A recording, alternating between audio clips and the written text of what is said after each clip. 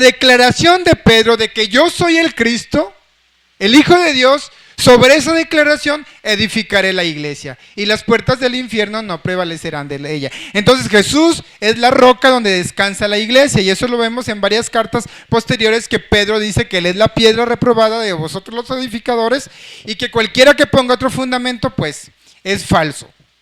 Entonces, hermanos, la roca es Cristo, pero también Él es la cabeza de su cuerpo, que es la iglesia. Entonces, si usted ama al Señor, si usted dice que es cristiano, si usted dice que cree en Cristo como Señor y Salvador, usted tiene que pertenecer a la iglesia.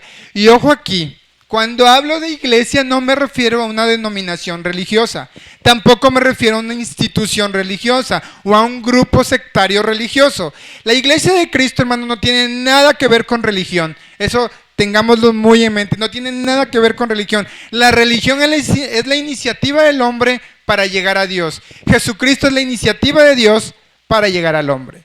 Porque el hombre intenta acercarse a Dios a través de religión, a través de buenas obras, a través de caridades, pero como dice Romanos 3:23, por cuanto todos pecaron, no alcanzan la gloria de Dios. Por más que nosotros nos esforcemos, por más que nosotros intentemos brincar ese abismo que hay entre Dios y nosotros a través de otras cosas, no lo podemos alcanzar más que a través de Cristo. Entonces, en resumen, hermanos, el concepto de que la Biblia de la iglesia es que la iglesia es el cuerpo de Cristo. Entonces usted no puede decir que ama a Cristo y que no ama a la iglesia, porque entonces usted no es parte del cuerpo de Cristo. Y si no es parte del cuerpo de Cristo, adivine el parte del cuerpo de quién será. Te lo dejo de tarea, hermanos. Entonces, aquí, hermanos, el primer definición es: somos una asamblea de creyentes que formamos el cuerpo de Cristo. Cristo es la cabeza de la iglesia. El punto número 2, hermanos, que me gustaría hablar es el contexto bíblico y modelo histórico de la iglesia a lo largo de los años. Hace más de 2000 años que nació la iglesia. Y conforme vamos viendo la historia, ¿cuántos han leído Hechos completito? El libro de los Hechos de los Apóstoles. Es una historia fascinante, hermanos. Es una historia preciosa. Toda la vida de la historia de la iglesia, yo cuando lo leo hasta parece que estoy viendo una película. O sea, mi mente empieza a volar y veo a Pedro encadenado, al ángel abriendo la cárcel, Pedro sacado de onda acá de qué está pasando, y cuando reacciona, no, sí estoy libre, ya estoy en la calle. Y incluso me imagino a los hermanos orando por Pedro allá en la iglesia, rogando al Señor. Me imagino a esta muchacha que no le quiere abrir la puerta y Pedro todo estresado y desesperado: ábreme. O sea, es una historia maravillosa, y para mí en lo personal, cuando yo leo el libro de los Hechos, para mí es uno de los documentos históricos de la iglesia más confiables que cualquier otro libro que exista de la historia de la iglesia. Eso no significa que hay libros muy interesantes que hablan sobre la iglesia de la historia cristiana, pero para mí este es uno de los libros más confiables porque fue escrito muy poquito tiempo después del nacimiento de la iglesia. Por Lucas, fue escrito por Lucas, hermanos. Entonces, para esto, la iglesia, hermanos, ¿cuándo nace la iglesia? Bueno, preoficialmente, digamos, nace cuando Jesús le dice a Pedro que sobre esa roca edificará la iglesia. Y es como algo profético de lo que la iglesia nacería oficialmente. La iglesia fue fundada sobre la confesión de Pedro. Para eso vayamos a 1 de Pedro, hermanos, capítulo 2, versículo 4. Y aquí vemos por qué nosotros no podemos creer que Pedro es la roca donde la iglesia descansa, sino Jesús. 1 de Pedro, capítulo 2, versículo 4. Y dice: acercándoos a él, piedra viva, desechada ciertamente por los hombres, mas para Dios escogidas y preciosas. Entonces, la iglesia, hermanos, nace en Jesús, fundada en Jesús, y la formamos las piedras vivas. Nosotros somos, hermanos, piedras vivas, adoradores en espíritu y en verdad. Fíjese ahí en el versículo 5 de 2 de Pedro, capítulo 2, versículo 5, dice: vosotros también, como piedras vivas, sed edificados como casa espiritual y sacerdocio santo, para ofrecer sacrificios espirituales aceptables a Dios por medio de Jesucristo. Entonces nosotros, hermanos, somos piedras vivas, y como piedras vivas formamos una casa espiritual, un sacerdocio para Cristo. Anteriormente los sacerdotes ministraban día y noche en el templo, ofrecían sacrificios. Ahora todo eso se eliminó, tenemos a nuestro sumo sacerdote que vive para siempre para interceder por nosotros, y nosotros como piedras vivas formamos esa casa espiritual y ministramos también día y noche sacrificios espirituales para nuestro Dios. Entonces, hermanos, ahí nace la iglesia. ¿Cuándo se oficializa la iglesia? Vayamos ahí a Hechos capítulo 1, versículo 13 y versículo 14, hermanos. Hechos capítulo 1, versículo 13 y 14. Aquí vemos todavía que la iglesia todavía no se ha oficializado, pero la iglesia ya se reunía y ya hacía algunas cosas que hasta el día de hoy es menester que hagamos. Hechos capítulo 1, versículo 13 dice: y entrados subieron al aposento alto, donde moraban Pedro y Jacobo, Juan, Andrés, Felipe, Tomás, Bartolomé, Mateo, Jacobo hijo de Alfeo, Simón el celote y Judas el hermano de Jacobo. Todos estos perseveraban unánimes en oración y ruego con las mujeres y con María, la madre de Jesús, y con sus hermanos. Aquí la iglesia todavía no se había manifestado oficialmente al público, digamos, pero ya la iglesia se reunía sin saber que ya era, digamos, la iglesia como oficialmente se conoció más adelante, y perseveraban unánimes en oración y ruego. Pero se oficializó ya públicamente el día de Pentecostés. Váyase ahí a Hechos 2, 41 y 42. Hechos capítulo 2, versículos 41 y 42. Y dice: así que los que recibieron su palabra fueron bautizados, y se añadieron aquel día como 3,000 personas. Y perseveraban en la doctrina de los apóstoles, en la comunión unos con otros, en el partimiento del pan y en las oraciones, hermanos. Aquí ya la iglesia se manifestó. Si recuerdan, en Hechos 2, todos estaban orando unánimemente, descendió el Espíritu Santo sobre ellos, lenguas de fuego cayeron sobre su cabeza y empezaron a hablar en otros idiomas. La gente que vivía ahí, judíos que vivían en diferentes países, pudieron entender el evangelio, porque judíos que no hablaban ni español, ni chino mandarín, ni francés, milagrosamente empezaron a hablar en esas lenguas para que gente que hablaba esos idiomas pudieran entender el evangelio, y hasta decían: ¿cómo estos, siendo Galileo, pueden hablar en mi idioma y yo puedo entender lo que están diciendo? Y mucha gente escuchó el evangelio, y dice que ese día se añadieron como 3,000 personas. ¿A dónde se añadieron, hermanos? A la iglesia, al cuerpo de Cristo, que en ese momento estaban naciendo oficialmente, públicamente. Y ahí chéquese lo que dice el versículo 46 y 47 de ahí mismo de Hechos capítulo 2. Y dice: y perseverando unánimes cada día en el templo y partiendo el pan en las casas, comían juntos con alegría de sencillez de corazón, alabando a Dios y teniendo favor con todo el pueblo. Y esta parte es interesante: y el Señor añadía cada día a la iglesia los que habían de ser salvos. Esto de la iglesia, hermano, no es algo del hombre, no es algo del pastor, no es algo de alguna religión, sino es del Señor. El Señor formó a su iglesia y Él añadía cada día a las personas que habían de ser salvos. Todos los que estamos aquí, hermanos, los que hemos sido salvos, hemos sido añadidos a la iglesia, no por nuestra propia voluntad. ¿O cuántos de aquí dijeron: ya me aburrí de pecar, me voy a hacer hermano, o me voy a ir a una iglesia? Nadie, hermanos. Cuando nos hablaban de la palabra, bueno, a mí en lo personal me caían regordo. En mi casa hasta había una letrero que decía: este hogar es católico, no aceptamos propaganda de ninguna secta. Y cuando llegaban los testigos de Jehová, que eran los más comunes, los corríamos a patadas. Y peor si llegaban los hermanos protestantes. Nos decía, cualquiera menos los protestantes, nos decía el cura de la iglesia. No queríamos nada con el Señor, nos parecía algo ridículo, absurdo, y hasta nos burlábamos, ¿no?, de los que andaban ahí cantando y haciendo tonterías para nosotros en ese momento. Entonces nosotros fuimos añadidos por pura gracia, por pura misericordia a la iglesia. Usted no está aquí por su propia voluntad, porque dice la Biblia que nosotros no somos engendrados ni por voluntad de carne ni por voluntad de varón, sino por la voluntad de Dios. Entonces el Señor nos añadió a nuestra iglesia. Entonces es imposible que un cristiano nacido de nuevo desprecie a la iglesia, porque entonces si esa persona que se dice ser cristiano desprecia a la iglesia, probablemente nunca ha sido salvo, hermanos. Y no fue el Señor que lo añadió a la iglesia, por eso no ama a la iglesia. Hermanos, otro punto importante es que la iglesia no solamente, bueno, ya somos 3,000 personas, bueno, hasta aquí ya nos quedamos, ya no. No, hermanos, la iglesia siguió creciendo. Váyase ahí lo que dice Hechos 16:5, hermanos. Vayamos a Hechos 16, capítulo 5.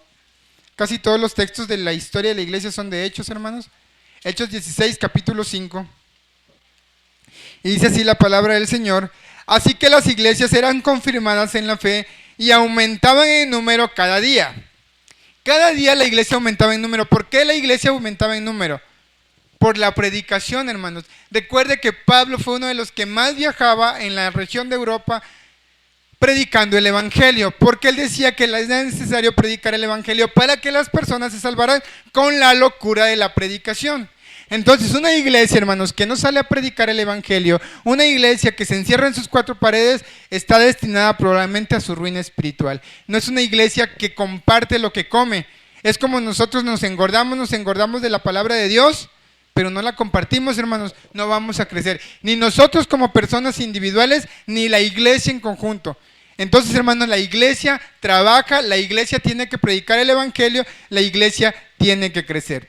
Y una de las características, hermanos, históricas de la iglesia, de la señal pública de los que pertenecían a la iglesia, era el bautismo. El bautismo, hermano, pues ya sabemos que el bautismo no nos salva, el bautismo es un testimonio público de fe, que ya hemos sido salvos, y es un distintivo que nos hace ser miembros de la iglesia.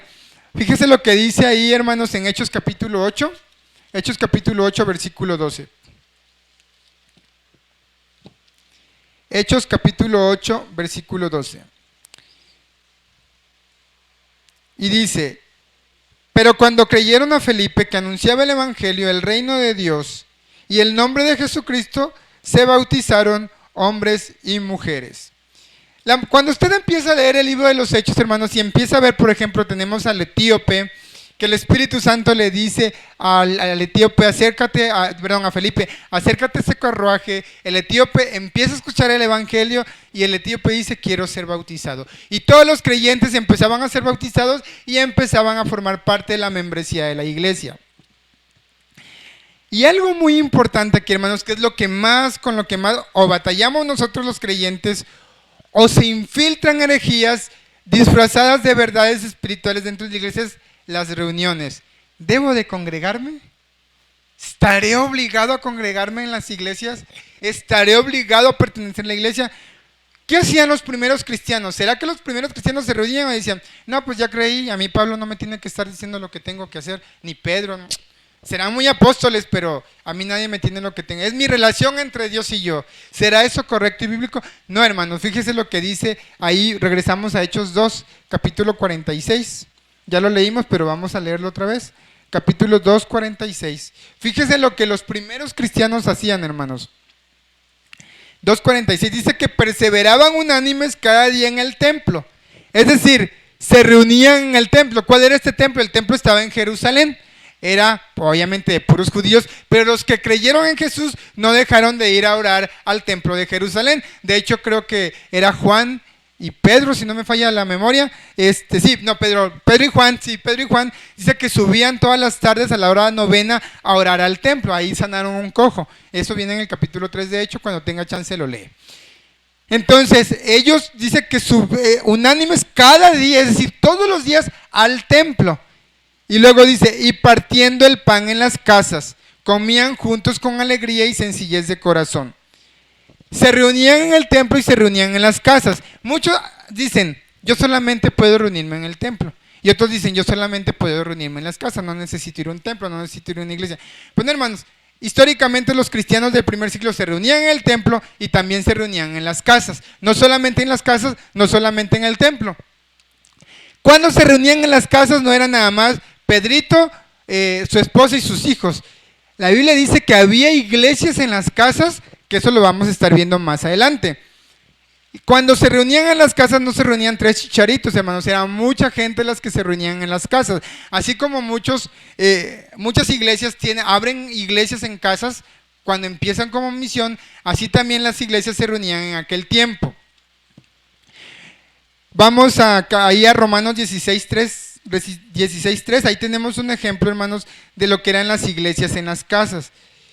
Romanos 16, versículo 3 al 5.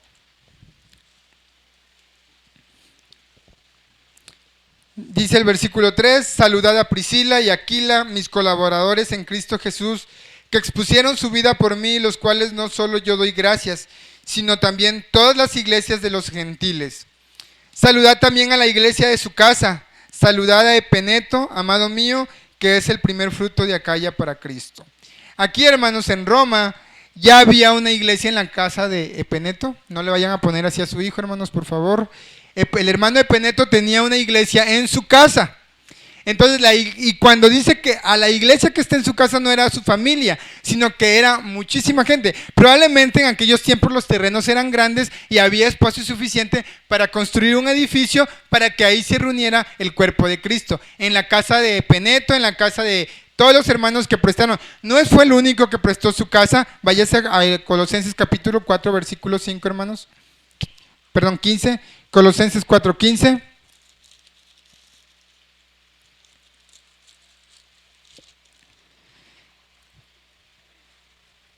Creo que aquí, sí, Colosenses 4:15.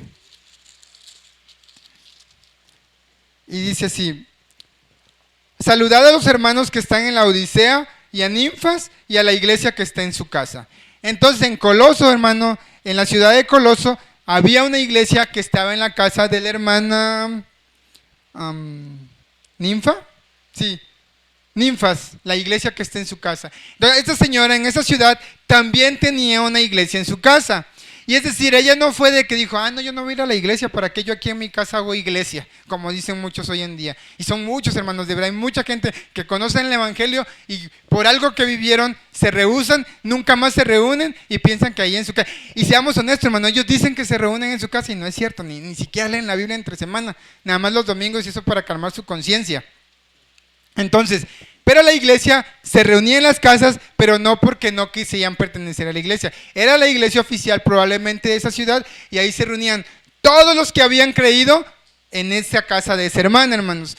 Y el último tema que vamos a ver sobre la reunión de iglesias en casa, váyase a Filemón.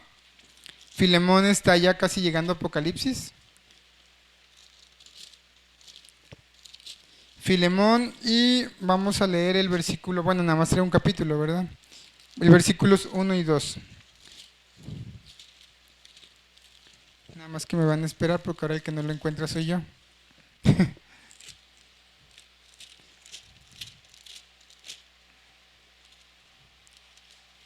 Válgame Dios, hermano. Me creerán que no encuentro Filemón. Sí, es que más rápido por aquí. Filemón capítulo, versículos 1 y 2, dice, Pablo, prisionero de Jesucristo, y el hermano Timoteo, el amado Filemón, colaborador nuestro, y a la amada hermana Apia, y Arquipo, nuestro compañero de milicia, y a la iglesia que está en su casa. Gracia y paz a vosotros, de Dios nuestro Padre y de nuestro Señor Jesucristo. Hermanos, si alguno quiere ponerle nombre a sus hijos, pues aquí hay dos nombres, Apia y Arquipo, muy buenos nombres bíblicos. Estos hermanos tenían una iglesia en su casa. Entonces, ¿qué quiero dar a entender con todo esto, hermanos? Para las personas que piensan que el no pertenecer a una iglesia o que yo puedo hacer iglesia en mi casa no es bíblico. Es bíblico que tú abras una misión en tu casa y empieces a invitar a tus vecinos y ahí se forme una iglesia, ahí se forma el cuerpo de Cristo. Pero tú, porque a ti, digamos, a ti se te da la gana y tú dices, yo no quiero sujetarme a un pastor, yo no quiero sujetarme a una iglesia, yo por mi propia cuenta voy a formar mi propio grupo o voy a aquí nada más con mi familia, déjame decirte que no es bíblico y no tienes la aprobación del Espíritu Santo. Y podrás poner las excusas del mundo, es que en esa iglesia a mí me hicieron mucho daño, es que en esa iglesia a mí me robaron, o esa iglesia a mí me dijeron que yo era un ratero, o es que en esa iglesia me voltearon la cara, o es que en esa iglesia era fulano y tal. Hermano, si tú estás en una iglesia donde estás viendo cosas que no son bíblicas, sal de ahí y busquen una iglesia donde sí hay sana doctrina. Son muy pocas, pero todavía las hay.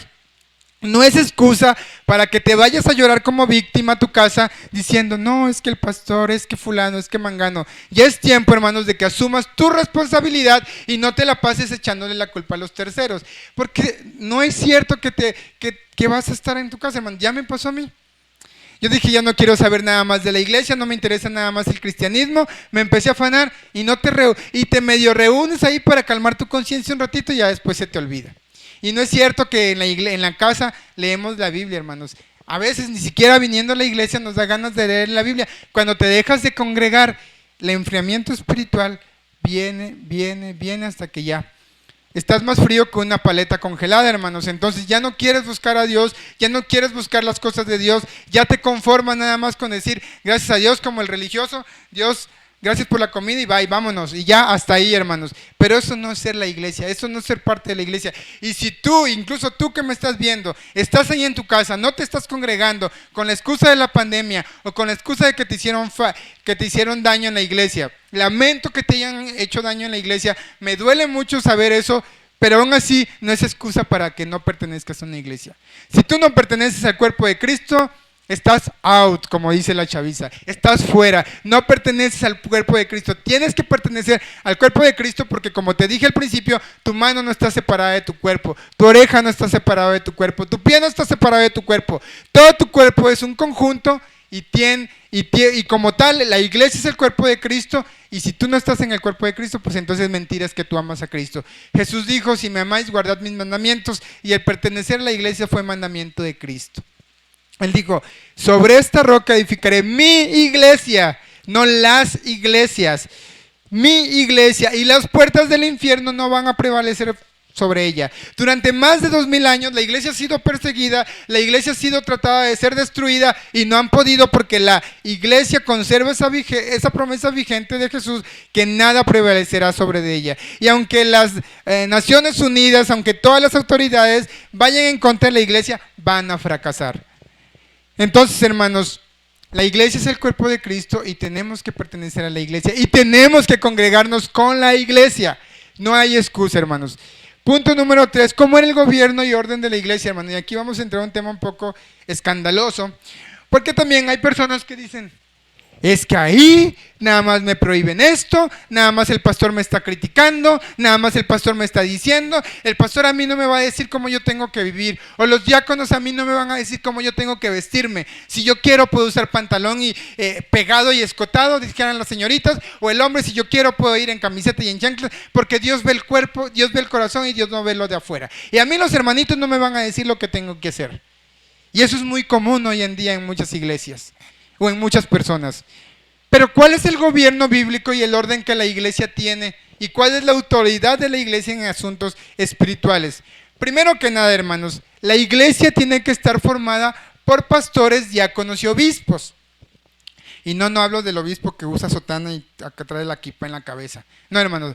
La palabra obispo es algo similar al pastorado. En la época de la iglesia primitiva había obispos, lo que era considerado como pastores de la iglesia. De hecho, el apóstol Timoteo llegó a ser obispo de la iglesia de Éfeso. Y él no era de los obispos que conocemos. No tiene nada que ver con el obispado católico, hermanos.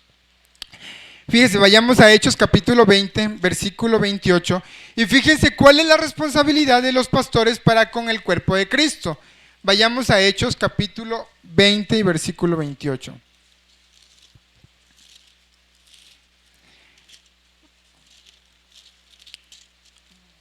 Ahí en el 28 dice la palabra del Señor, por tanto mirad por vosotros y por todo el rebaño en que el Espíritu Santo os ha puesto por obispos para apacentar la iglesia del Señor, la cual él ganó por su propia sangre. La Biblia dice que Dios instituyó pastores, Dios instituyó obispos, y el principal trabajo del obispo o del pastor es apacentar a la iglesia del Señor. No habla aquí de a las iglesitas que están en sus casas nada más rascándose la barriga y creyendo que leer un capítulo de la Biblia ya es hacer iglesia. No, aquí dice a la iglesia del Señor, la cual ganó con su propia sangre. La iglesia es importante porque Jesús, aparte de que Él la fundó, no solamente fue de que hoy fundo la iglesia y ya. No, dice que Él se ganó a la iglesia con su propia sangre. La compró a precio de sangre. Por eso la iglesia es importante. Por eso la iglesia es el cuerpo de Cristo. Y por eso usted tiene que pertenecer a la iglesia. Y la iglesia está formada por obispos y por pastores para apacentar la iglesia de Dios. Por eso, hermanos, hay de aquellos pastores que hoy en día endulzan los oídos de la gente y mucha gente va a ir al infierno por escuchar falsas doctrinas, falsas enseñanzas de esos falsos pastores. El ser pastor no es algo de que hoy me salgo de la iglesia, que también es muy común, hermanos. Hoy la hermana Lisbeth me hizo cara, me cae gorda, ya me voy de la iglesia porque no me soporta y yo no la soporto. Voy a formar mi propia iglesia. Y ya de repente hay una iglesia aquí, otra iglesia allá, otra iglesia allá. Yo me autodenombro pastor, yo me autonombro porque yo quiero tener el control y el poder. No, el pastorado no es sobre tener poder sobre los demás. Y mucha gente sí lo hace. Y por causa de esos pastores, la gente hoy dice que todos los pastores son los que controlan a la membresía. Y no es así, hermanos. El pastor tiene que apacentar la iglesia del Señor. Si alguna vez usted ha viajado a algún rancho y ve un montón de cabras, de chivitos, de ovejitas, ve una persona que los va guiando para mostrarles el camino a dónde deben de ir a pastar o a dónde deben de ir a dormir para cuidarse de los coyotes. Es el trabajo del pastor en lo espiritual. Apacentar a la iglesia del Señor, guiarlas y no tener el control sobre ellas. Entonces aquí la Biblia dice que tienen que tener pastores y obispos. Vayamos a Efesios capítulo 4, hermanos. Ahí todavía está más claro. Ahí en Efesios capítulo 4, versículos 11 al 13.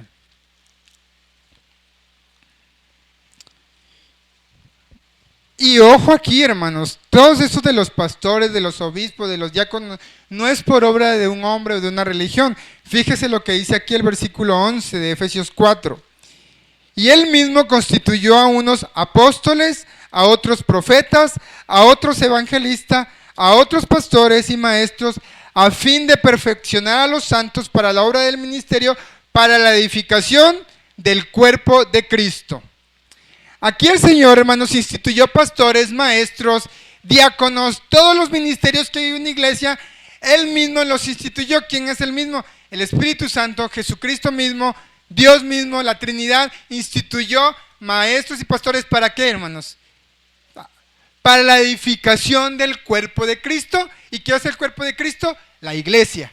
Otra vez, hermanos, bíblicamente encontramos que la iglesia es el cuerpo de Cristo con el Señor a la cabeza, pero el Señor tiene ministerios donde nosotros mismos como piedras vivas podemos hacer para honra y gloria del Señor y para la edificación del cuerpo de Cristo, hermanos. Entonces, el pastorado, el obispado, si tú tienes un ministerio dentro de la iglesia, ese ministerio te lo instituyó el Señor. Y no es para que tú te luzcas, para que digan, ay, mira qué bonito toco el violín, qué bonito predico, qué bonito transmito ahí la pantalla, qué bonito trapeo. No, cualquier ministerio que tú tengas en la iglesia es porque el Señor te lo dio, y no te lo dio para que tú te luzcas o para que seas soberbio. Te lo dio para la edificación de todo el cuerpo de Cristo, para honra y gloria del Señor. Entonces, hermanos, la iglesia de Cristo es importante y tiene un gobierno.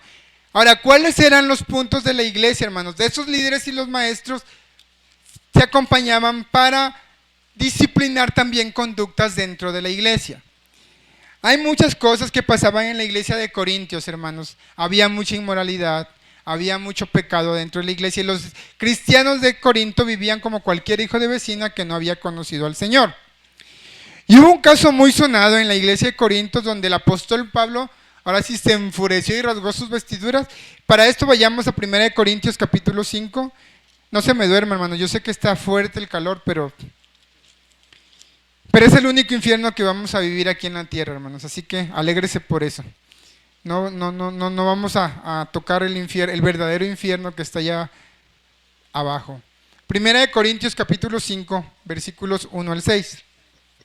Dice: de cierto se oye que hay entre ustedes fornicación, y tal fornicación cual ni aún se nombra entre los gentiles, tanto que alguno tiene la mujer de su padre.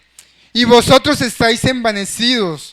¿No debieras más bien haberos lamentados para que fuese quitado de en medio de ustedes el que cometió tal acción? Ciertamente yo, como ausente en cuerpo, pero presente en espíritu, ya como presente he juzgado al que tal cosa ha hecho. En el nombre de nuestro Señor Jesucristo, reunido vosotros y mi espíritu con el poder de nuestro Señor Jesucristo, el tal sea entregado a Satanás para destrucción de la carne, a fin de que el espíritu sea salvo en el día del Señor. No es vuestra jactancia, ¿no sabéis que un poco de levadura leuda toda la masa? Aquí, hermanos, el apóstol Pablo está reprendiendo duramente a la iglesia de Corinto porque la iglesia de Corinto estaba permitiendo inmoralidad dentro de la iglesia. Y esto está pasando hoy en día también, hermanos. Y muchas personas se ofenden cuando nos confrontan nuestro pecado, porque a nadie nos gusta que nos digan nuestras verdades y nos ofende. Es que el pastor ya me dijo que no debo de decir así. ¿Y él quién se cree? ¿Quién es él para juzgar? Hijo de hermano, esa palabra que es una frase que yo de verdad aborrezco mucho. ¿Y quién eres tú para juzgar? Y como dice una frase en el internet que me encantó, ¿y quién eres tú para solapar la herejía de tal persona? Si yo no soy nadie para juzgar, tú no eres nadie para solapar la inmoralidad de una persona, tú no eres nadie para solapar el pecado de una persona, porque entonces, hermanos, nos estamos convirtiendo en cómplices. Si aquí en la iglesia empieza a haber actos inmorales, empiezan a entrar falsas doctrinas y yo me quedo callado, hermanos, estoy siendo cómplice de esa herejía, estoy siendo cómplice. Y la iglesia, hermanos, bíblicamente tiene la autoridad para reprender y para exhortar y, si es posible, para expulsar de dentro de su seno a las personas que vienen a perturbar el evangelio de Cristo o que vienen a pervertir el evangelio de Cristo. Y hoy en día, hermanos, muchos pastores les dan miedo o muchos predicadores les da pavor predicar de la santidad, predicar del evangelio, predicar de la salvación, predicar del pecado, porque se van a ofender o porque ya no va a haber más dinero en la iglesia o porque me van a acusar a mí de intolerante, de homofóbico, de transfóbico, de todo lo que termina en fóbico. Y por eso las iglesias hoy en día hierve de gente. Hay iglesias que tienen hasta 2,000, 3,000, 4,000 personas en el domingo.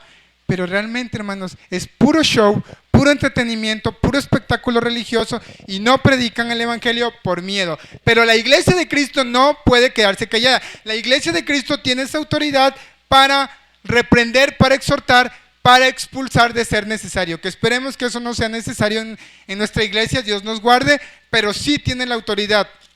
La iglesia, hermanos, ahí mismo en 1 Corintios capítulo 6, el apóstol Pablo se sorprende porque dice que los cristianos, cuando tenían problemas, corrían a demandar a su hermano en la fe ante las autoridades terrenales. Fíjese lo que dice el apóstol Pablo aquí. ¿Osa alguno de ustedes, cuando tiene algo contra otro, ir a juicio delante de los injustos y no delante de los santos? ¿O no sabéis que los santos han de juzgar al mundo? Y si el mundo ha de ser juzgado por vosotros, ¿sois indignos de juzgar cosas muy pequeñas? ¿O no sabéis que hemos de juzgar a los ángeles? Cuanto más las cosas de esta vida. Si pues tenéis juicio sobre cosas de esta vida, ¿ponéis para juzgar a los que son de menor estima en la iglesia? Para que se avergüencen, lo digo.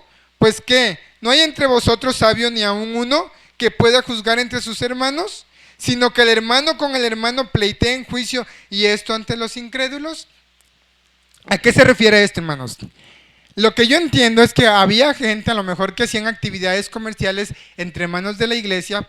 Vamos a suponer que, no sé, Jonathan tiene un puesto de verduras y yo voy y le pido fiado a Jonathan, le digo que lo voy a pagar el sábado. Y resulta que yo no le pago. Y pasa el tiempo y Jonathan me anda cobrando, y yo no le pago. Y vamos a la misma iglesia y vamos a la misma congregación. Y Jonathan se harta y va y me demanda ante las autoridades. Y todos los incrédulos se enteran que hay un hermano que no le paga a su otro hermano y que entre esos hermanos se andan peleando por cuestión de dinero. Cosas como esas pasaban dentro de la iglesia de Corinto. Y el apóstol Pablo dice, ¿cómo es posible que ustedes vayan y se anden peleando delante de los incrédulos? ¿Que acaso no hay hermanos maduros en la fe que puedan atender estas cosas dentro de la iglesia? Porque eso también es mal testimonio como cristianos ante los incrédulos. Lo primero que dicen, si a su propio hermano de religión no le pagó, pues menos a mí. Y empezamos a vituperar el nombre de Cristo por causa de nuestro mal testimonio. Entonces aquí en la Biblia dice que la iglesia tiene autoridad para atender cualquier asunto que haya dentro de la iglesia. Obviamente, si ya son cosas como asesinato, cosas realmente graves, donde sí tiene que intervenir la autoridad judicial, entonces, bueno, ahí estamos hablando ya de otro tema. Pero cosas de menor estima, cosas que realmente no tienen un gran significado y que solamente nos deja mal visto delante de los incrédulos, la iglesia tiene la autoridad para exhortar, para atender este tipo de necesidades. Y cuanto más cosas de inmoralidad dentro de la iglesia. Así, hermanos, que cuando usted a alguien le llame la atención, o cuando alguno de ustedes le exhorta, no le está exhortando para hacerlo sentir mal, no le está exhortando para condenarlo, para juzgarlo, sino para que su vida sea edificada y para que el cuerpo de Cristo sea edificado, porque es muy fácil, dicen por ahí, que una manzana podrida rápidamente pudre a los demás. Entonces tenemos que actuar rápidamente como iglesia para edificarnos todos. La Biblia también dice que las iglesias, hermanos, recibían instrucciones de los apóstoles a nivel general. Aquí es donde por eso siempre les digo a los que me dicen, es que yo no necesito ir a una iglesia. Entonces, si las instrucciones del Espíritu Santo no te van a llegar a tu casa hasta allá donde estás, llegan a la iglesia. Para eso vayamos, hermanos, a Colosenses capítulo 4 y versículo 16.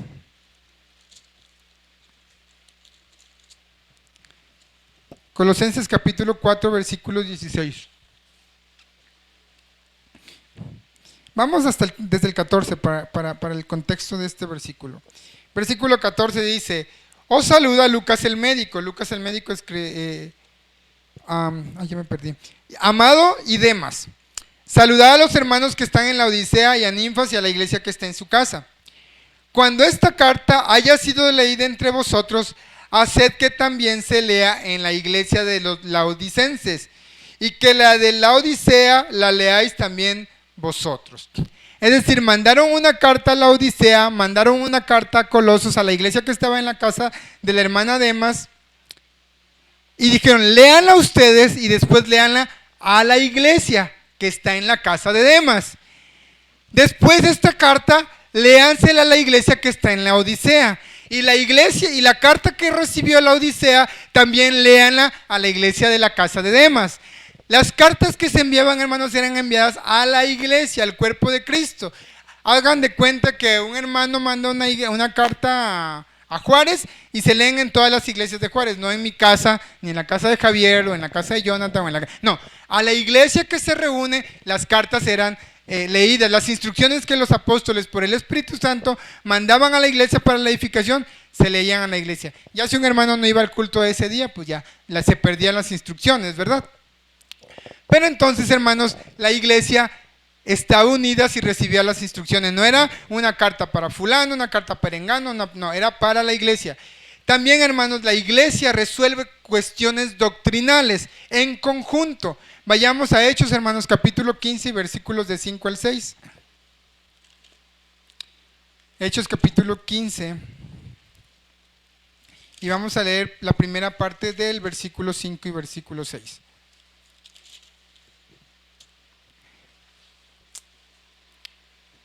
Hechos capítulo 15, versículos del 5 al 6. Y dice, pero algunos de las sectas de los fariseos que habían creído se levantaron diciendo, es necesario circuncidarlos y mandarles que guarden la ley de Moisés. Y se reunieron los apóstoles y los ancianos para conocer este asunto. Y después de mucha discusión, Pedro se levantó y dijo, varones hermanos, vosotros sabéis, como ya hace algún tiempo, que Dios escogió a los gentiles, que Dios escogió que los gentiles oyesen por mi boca la palabra del evangelio y creyesen. Hasta ahí, hermanos. En ese tiempo, habían muchos judíos habían creído al evangelio de Cristo, pero todavía les costaba desarraigarse de las cuestiones judías y querían que los cristianos gentiles se circuncidaran y guardaran la ley de Moisés. Y hubo un gran alboroto. Ese alboroto llevó a que hubiera un concilio, uno de los primeros concilios históricos de la iglesia, llamado el Concilio de Jerusalén. Se reunieron todos los apóstoles y los ancianos de la iglesia para discutir este tema. ¿Qué hacemos? ¿Los circuncidamos? ¿Seguimos en la ley de Moisés? Sí, no. Y estuvieron, y no fue de un día, probablemente fueron de varios días, porque no era algo tan sencillo de resolver, porque había mucha disputa por ese tema. Y al final, hermanos, todos llegaron, con la ayuda del Espíritu Santo, llegaron a un consenso. Vayas al versículo 9, ahí en el versículo 9 de 1 Corintios 15. Y, no, perdón. Ahí en Hechos capítulo 15, ahí mismo, en el versículo, en el versículo 22, ahí en el versículo 22 de Hechos 15, fíjese cómo llegaron a resolver este asunto. Versículo 22, entonces pareció bien a los apóstoles y a los ancianos con toda la iglesia elegir de entre ellos varones y enviarlos a Antioquía con Pablo y Bernabé, a Judas, que tenía por sobrenombre Barsabás, y a Sila, varones principales entre los hermanos, y escribir por conducto de ellos, los apóstoles y los ancianos y los hermanos, a los hermanos de entre los gentiles que están en Antioquía, en Siria y en Cilicia, salud. Por cuanto hemos oído que algunos que han salido de nosotros, a los cuales no dimos orden, os han inquietado con palabras, perturbando vuestras almas, mandando circuncidarlos y guardar la ley.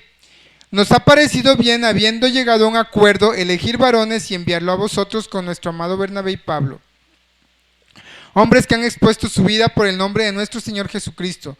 Así que enviamos a Judas y a Sila, los cuales también de palabras harán saber lo mismo. Porque ha parecido bien al Espíritu Santo y a nosotros no imponeros ninguna carga más que estas cosas necesarias: que os abstengáis de lo sacrificado a ídolos, de sangre de ahogado y de fornicación, de las cuales cosas si os guardaréis, bien haréis, pasadlo bien.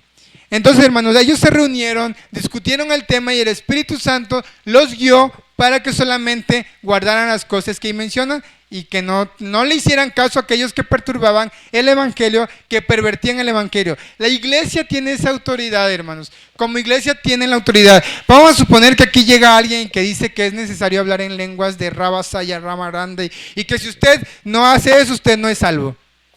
Se haría un gran alboroto y tendría la iglesia que reunirse, orar primeramente, buscar la dirección del Espíritu Santo y por la palabra de Dios de llegar al acuerdo. No hay excusa, aquí la Biblia dice esto y esto y esto, y tendríamos esta autoridad de decirle a esta persona que enseña, ¿sabes qué? Dijera la chaviza, bájale 2 rayitas a tu señal. Eso que estás enseñando no es bíblico, aquí la Biblia enseña otra cosa, y o te sometes a lo que la Biblia dice, o con toda la pena del mundo, bien puedas, dijeran los colombianos, que el Señor te bendiga. No es aquí, hermano. Se equivocó de iglesia o se equivocó de lugar. O que alguien venga diciendo que ahora que las mujeres tienen que ser empoderadas y tienen que acá ser la cabeza del hogar, y porque el feminismo. Vamos a la Biblia. ¿Qué dice la Biblia? Y como iglesias tenemos la autoridad de frenar ese tipo de herejías, de frenar ese tipo de posmodernismo religioso que hoy en día está infectando a las iglesias de Cristo. No es bíblico, y aquí la Biblia nos puede dar esa autoridad de nosotros parar ese tipo de enseñanzas. ¿Se va a ofender la persona? Bueno, también depende mucho cómo le hablemos nosotros. Hace poco en la predicación un señor me decía, no, yo no quiero saber nada de ustedes porque ustedes no creen en María. Y yo sí creo en María. Y estaba bien enojado y no me quería recibir. Yo le dije, ¿y a usted quién le engañó que yo no creo en María? Claro que creo en María. Creo en María, la madre de Jesús. Ella era una mujer y le empecé a explicar lo que la Biblia, y como que su semblante cambió. Y dijo, ¿me estás vacilando? Le dije, no, los cristianos creemos en María y creemos esto. Y hermanos, su perspectiva cambió completamente.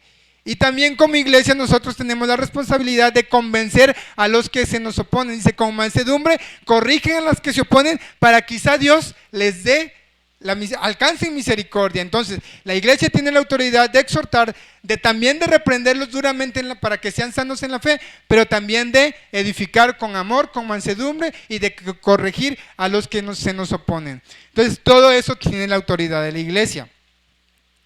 ¿Cuál es la importancia bíblica, hermanos, de pertenecer a una iglesia? Ya entendimos que la iglesia es el cuerpo de Cristo. La iglesia fue fundada sobre Cristo, que nosotros somos su cuerpo, que nosotros somos las piedras vivas, que la iglesia tiene el poder y la autoridad de exhortar. Pero también la iglesia debe de tener líderes y maestros para la madurez de los santos. Vayamos a Hechos capítulo 11, hermanos. Ya me faltan nada más 2 puntos y los voy a decir rapidito porque sé que el calor está fuerte, hermanos. Hechos capítulo 11, versículo 25.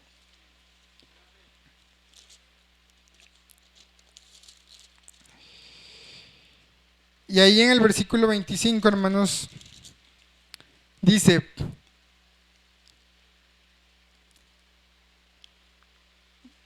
después fue Bernabé a Tarso para buscar a Saulo, y hallándole le trajo a Antioquía. Y se congregaron allí todo un año con la iglesia, y enseñaron a mucha gente, y a los discípulos se le llamó cristianos por primera vez en Antioquía. Entonces, hermanos, la iglesia tiene que tener líderes y maestros que también enseñen a la iglesia para que la iglesia crezca, como leíamos en el en el anterior versículos, para la edificación de los santos.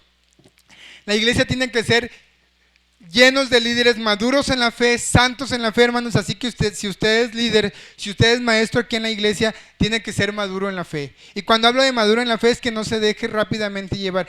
Miren, hermanos, la madurez no depende de cuántos años llevas en el evangelio. Tampoco la madurez depende de que ya tengas 50 años. Hay hermanos que tienen 50 años de edad, pero tienen la madurez de un niño de 5 años. Hay jóvenes que tienen 15 años, pero tienen la madurez de una persona de 30, de 40 años. Hay personas que tienen 30 años en la fe, pero se comportan como cualquier neófito, cualquier recién convertidito que apenas. La madurez es decir, de que cualquier cosa que a mí no me parezca, lo tengo que actuar con madurez. No porque Javier me haya volteado la cara, ya me ofendí, ya me voy a ir de la iglesia. Eso no es ser maduro espiritual, hermano, es ser un niño en la fe. En Romanos, hermanos, vaya a Romanos capítulo 16, versículo 1.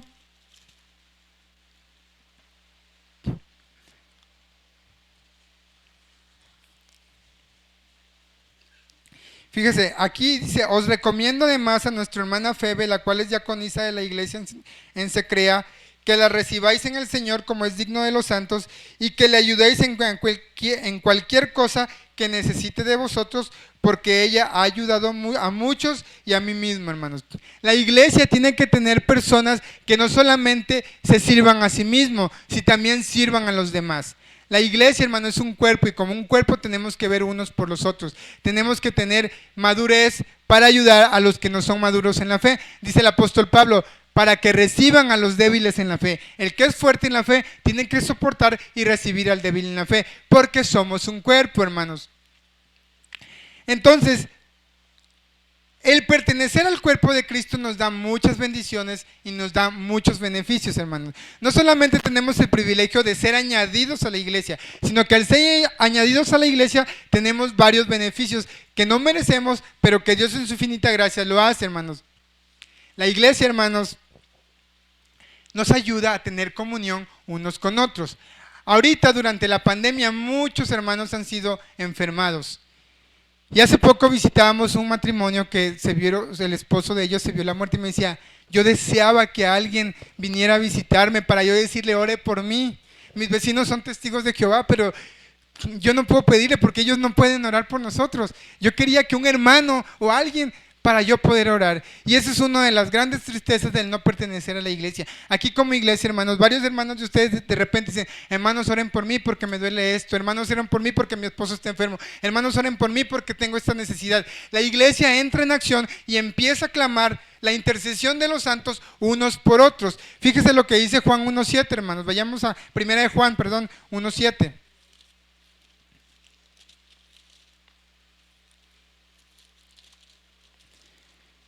Primera de Juan capítulo 1 versículo 7. Dice, pero si andamos en luz como Él está en luz, tenemos comunión unos con otros y la sangre de Jesucristo su Hijo nos limpia de todo pecado. La iglesia, hermanos, hemos sido comprados por la luz del mundo y por ende nosotros estamos en luz. Y si estamos en luz, tenemos comunión unos con otros. Si el hermano Esteban de repente, hermanos, estoy muy mal, me siento muy mal, necesito que oren por mí. Eso es tener comunión unos con otros. Todos vamos a orar por el hermano Esteban y Dios va a responder a la oración en su soberana voluntad, porque la Biblia dice que si 2 o 3 se ponen de acuerdo para pedir algo, será recibido, siempre y cuando sea algo dentro de la soberana voluntad de Dios. No vayan a empezar a pedir carros, televisiones, mansiones, porque no, el Señor no les va a dar, aunque se pongan 10 de acuerdo, no creo que el Señor les vaya a cumplir, porque eso no es una necesidad y eso es un capricho, hermanos. Así que lamento desilusionar su teología de la prosperidad, pero no, a eso no se refiere la Biblia. Pero la Biblia sí se refiere a que podemos tener comunión unos con otros para sobrellevar las cargas unos con otros. Y también servir unos a otros, no servirme a mí mismo. Yo voy a pararme el cuello y decir, yo hice esto. No, fíjese lo que dijo Jesús en Marcos capítulo 9. Eso de quererse lucir, hermanos, viene desde los apóstoles. Y esos apóstoles también eran cabeza dura como su humanidad y como la humanidad de nosotros. Fíjese lo que dice Marcos capítulo 9. Lo que los apóstoles querían. Ahí en Marcos capítulo 9 se estaban peleando sobre quién ocuparía lugar en el reino de los cielos. Todos ellos disputaban, dicen entre sí, sobre quién iba a ser el mayor de entre todos los apóstoles. Y Jesús les dijo en el versículo 35. Entonces él se sentó y llamó a los 12 y les dijo, Si alguno quiere ser el primero, será el postrero de todos y el servidor de todos. Así, hermanos, que si usted quiere tener preeminencia, si usted quiere ser como el mayor, tiene que servir a todos los demás. Dentro del cuerpo de Cristo yo fui llamado a servirle a usted y a cualquier hermano que necesite de mí. Y ustedes también, hermanos, porque como les digo, el cuerpo, miren, cuando usted va caminando, sobre todo las hermanas que andan haciendo el quehacer en su casa, nunca falta de que se peguen en el dedo meñique. ¿Y qué pasa, hermano? Nos duele hasta el alma, ¿verdad? No nada más me duele el dedo chiquito, me duele todo y ahí se me sale hasta el dolor que ya ni me acordaba y me duele todo. Porque es el cuerpo, porque cuando una persona del cuerpo, hermanos, ahora que teníamos enfermo uno de los jóvenes que estuvimos orando, yo recuerdo que aquí hicimos una oración el domingo por José y pude sentir el dolor de muchos jóvenes cuando estábamos orando por su salud. ¿Por qué, hermanos? Porque él es parte del cuerpo de Cristo y nosotros no podemos ser indiferentes a la necesidad de nuestros hermanos, porque nos duele saber que uno de nuestros hermanos está pasando necesidad. Y ese es uno de los grandes beneficios de ser parte del cuerpo de Cristo. ¿Por qué? Porque sobrellevamos las cargas los unos con los otros. Vayamos a Romanos 12:3, hermanos. Romanos 12, yo creo que muchos se lo saben hasta de memoria. Pero es bueno recordar, hermanos, estas maravillosas verdades, porque a veces con el afán se nos olvida, hermanos. Y es bueno tenerlo siempre presente. Romanos capítulo 12. Y vamos a leer ahí el versículo 13. Y dice, compartiendo para las necesidades de los santos, practicando la hospitalidad, bendigan a los que os persiguen, bendecid y no maldigáis. Gozaos con los que se gozan, llorad con los que lloras, unánimes entre ustedes, no altivos, sino asociándoos con los humildes.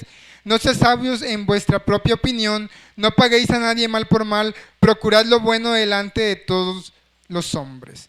Entonces aquí la Biblia dice que practiquemos la hospitalidad, que miremos por los demás, que nos gocemos con los que se gozan, pero que también lloremos con los que lloran.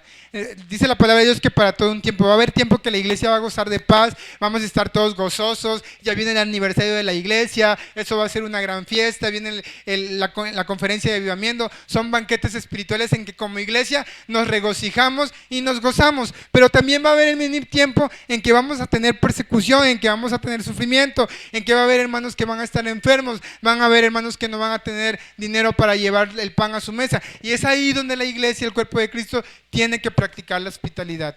No solamente en oración, hermano, porque muchos, ay, no, sí, hermano, híjole, me da mucha pena que estés pasando. Voy a orar por ti, hermano. Pero con oraciones el hermano no va a llenar su estómago. Y no es que esté de hereje. El mismo apóstol Santiago, en su carta, dice que si usted ve la necesidad, no le diga al hermano, que Dios te bendiga y ahí mañana otro día será. No, si tú tienes para ayudarle a tu hermano en tu necesidad, tienes que hacerlo, hermano, porque si no sería hipocresía decir, no, yo sí voy a orar por ti, pero no te ayudo con nada, teniéndolo. Ahora ya si yo tampoco tengo, bueno, ya es otra cosa, hermanos. Pero tampoco hay que usar eso como excusa porque, híjole, hermano, no tengo y acá el bolsón no lleno de monedas. Entonces, hermano, esa es una ventaja de pertenecer a la iglesia de Cristo, sobrellevar las cargas unos a los otros, servir unos a los otros, estar en comunión unos con otros, y algo muy bonito es adorar todos juntos. ¿Sabía usted que al Señor le encanta que su iglesia se reúna y le adore todos, todos los días de culto, en nuestro caso miércoles y domingo? Al Señor le encanta que nosotros nos reunamos. Vayamos al Salmo 149, hermanos, ya estoy en el último punto. Salmo 149 y vamos a estar leyendo el versículo 1.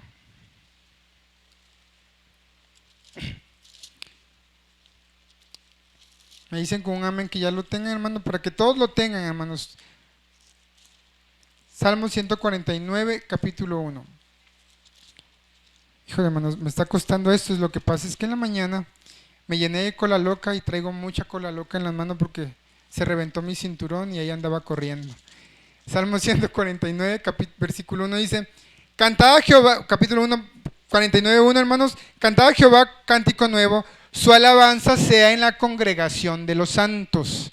La congregación de los santos, hermanos, la iglesia es la congregación de los santos. Nosotros somos santos, no porque seamos santos con nuestra aureola y ya no pequemos nunca, sino porque hemos sido santificados por medio de la fe en Jesucristo. Justificados pues por la fe, tenéis paz para con Dios por medio de Jesucristo. La iglesia es el cuerpo de los santos. Y aquí lo considero hasta como un salmo profético, porque dice: cantad a Jehová cántico nuevo, su alabanza sea en la congregación de los santos. A Dios le gusta que nosotros adoremos juntos. Fíjese lo que dice el Salmo 22. Vamos al Salmo 22, hermanos. Salmo 22, versículo 22. Este sí es un salmo profético, hermanos. Y aquí está hablando del Hijo de Dios. Salmo 22, capítulo 22 dice: anunciaré tu nombre a mis hermanos, en medio de la congregación te alabaré. Aquí se está refiriendo al Hijo de Dios, cuando el Hijo de Dios iba a venir a anunciar el nombre del Padre. De hecho, en Hebreos este versículo se vuelve a repetir. Dice: anunciaré tu nombre a mis hermanos y en medio de la congregación te alabaré. No basta solamente con alabar a Dios en nuestra casa, porque también es muy típico. Para yo adorar a Dios no necesito ir a la iglesia.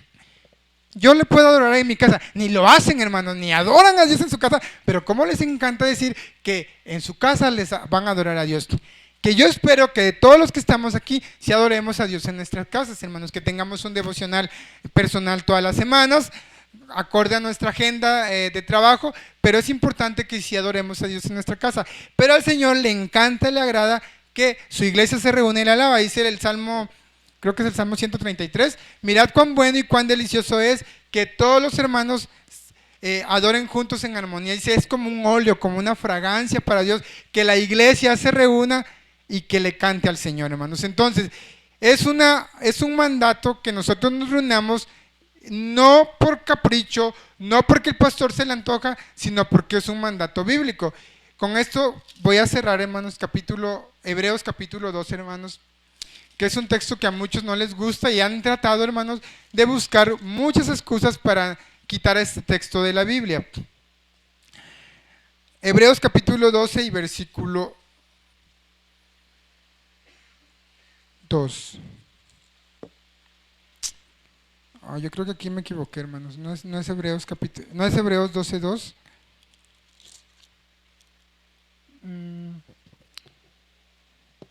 Déjenme les busco aquí rapidito.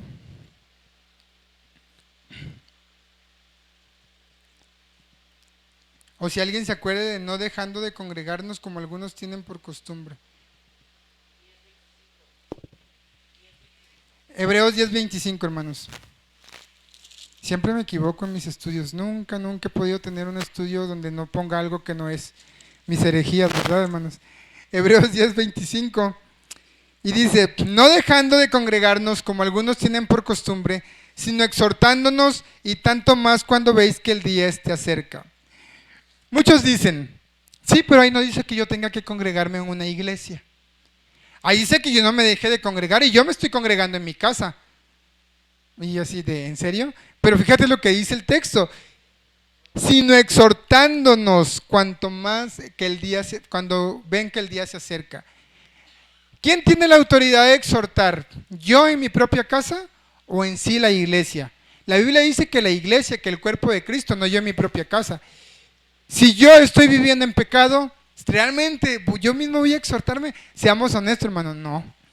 Siempre, hermanos, cuando nosotros cometemos pecado, estamos viviendo en pecado, siempre Dios tiene que enviar a alguien. Al rey David, cuando pecó, él era feliz en su vida, él ni en cuenta, hasta que llegó el profeta Natán, le dijo, así está tu vida, y fue cuando, es verdad, y se arrepintió y se humilló. Entonces, la Biblia dice que no debemos dejar de congregarnos, y ya vimos que su iglesia es su cuerpo, entonces tenemos que congregarnos en la iglesia junto con su cuerpo. Entonces, hermano, no hay excusa para dejar de congregarnos, a menos que realmente usted esté enfermo, que no pueda caminar, que no hay nadie que lo traiga.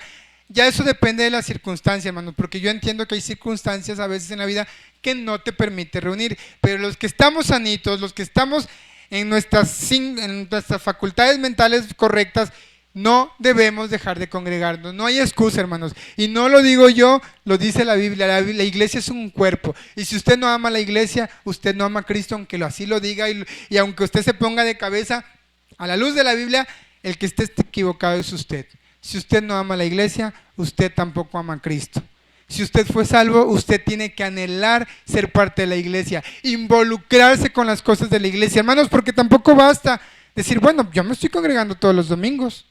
o todos los miércoles, pero no se involucra en nada en las actividades de la iglesia. No sale a ganar almas, no viene a las reuniones de varones, no viene a las conferencias de damas, no viene a las conferencias de avivamiento, no participa en las actividades locales de la iglesia. Eso tampoco es amar a la iglesia, hermanos. Eso es ser un conformista de venir, sentarse el domingo y ya me llené mi alma y ya, vámonos. Nos vemos el miércoles. Pero hay actividades en las semanas de la iglesia, hermano. Somos parte de un cuerpo. Cuando usted lava traste, su mano derecha no dice, no, ¿yo por qué? Que lave la izquierda. No, tiene que usar las dos manos. Digo, a menos que usted ya no tenga una extremidad, pues ya es diferente. Pero si tiene las dos manos, tiene que lavar los trastes con las dos manos porque es más fácil. Si no, pues nunca va a terminar. Entonces, si usted se esconde de las actividades locales de la iglesia, pues es como si su brazo nada más tuviera un brazo y no es así, hermanos. La iglesia es un cuerpo y como cuerpo como tal debemos actuar. Entonces, hermanos, hoy en día esta ideología de yo soy iglesia, yo no necesito reunirme en la iglesia, está ganando mucho terreno. Por eso quería tocar este temita del por qué es importante la iglesia, qué dice la Biblia sobre la iglesia, cuál es la autoridad de la iglesia. La iglesia no es un invento humano, hermanos. Aunque el mundo lo vea así, la iglesia no es un invento humano. No es invento humano, la iglesia la compró Jesús con su propia sangre y fue fundada por Cristo. Y si usted fue añadido a la iglesia por pura gracia, aproveche los beneficios de ser parte de la iglesia, trabaje con la iglesia, trabaje para la iglesia y su vida va a cambiar, su vida va a hacer crecer y no va a ser el mismo que fue ayer, sino que vamos a estar como la luz de la aurora que va de aumento en aumento hasta que el día es perfecto, hermanos. Padre Celestial, te damos gracias.